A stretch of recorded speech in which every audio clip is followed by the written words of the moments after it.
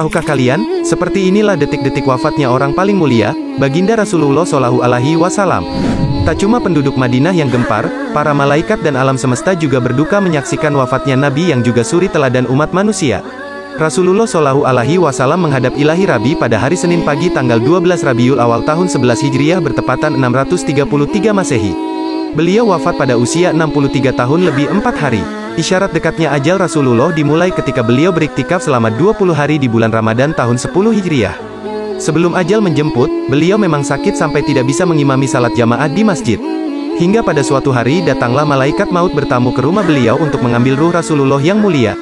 Kedatangan tamu itu sebenarnya ditolak oleh putri tercinta Sayyidah Fatimah Az-Zahra radhiyallahu anha, tetapi setelah Rasulullah menjelaskan bahwa yang datang adalah malaikat maut, akhirnya Fatimah mempersilakan masuk. Malaikat maut datang menghampiri, Rasulullah menanyakan kenapa malaikat Jibril tidak ikut menyertainya. Kemudian dipanggillah Jibril yang sebelumnya sudah bersiap di atas langit dunia menyambut ruh kekasih Allah dan penghulu dunia ini. Ketika Jibril datang ke hadapan Rasulullah, beliau berkata, "Ya Jibril, jelaskan apa hakku nanti di hadapan Allah?" tanya Rasulullah dengan suara yang lemah. "Pintu-pintu langit telah terbuka, para malaikat telah menanti ruhmu. Semua surga terbuka lebar menanti kedatanganmu," kata Jibril. Tapi itu ternyata jawaban itu tidak membuatkan Rasulullah lega, mata beliau masih penuh kecemasan. "Apakah engkau tidak senang mendengar kabar ini?" tanya Jibril lagi. "Kabarkan kepadaku bagaimana nasib umatku kelak," ucap Rasulullah.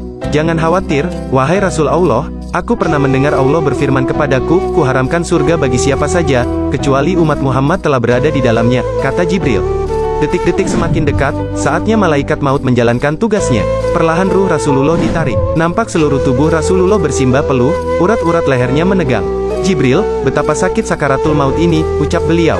Perlahan Rasulullah Shallallahu Alaihi Wasallam mengadu. Putri tercinta Fatimah pun hanya bisa terpejam, sementara Sayyidina Ali radhiyallahu anhu yang di sampingnya menunduk semakin dalam dan Jibril memalingkan wajahnya. "Jijikah engkau melihatku, hingga kau palingkan wajahmu Jibril?" ujar Rasulullah pada malaikat pengantar wahyu itu. "Siapakah yang sanggup melihat kekasih Allah direnggut ajal?" kata Jibril. Sesaat kemudian terdengar Rasulullah mengadu karena sakit yang tidak tertahankan lagi. "Ya Rab, dahsyat nian maut ini, timpakan saja semua siksa maut ini kepadaku, jangan pada umatku," ucap Nabi.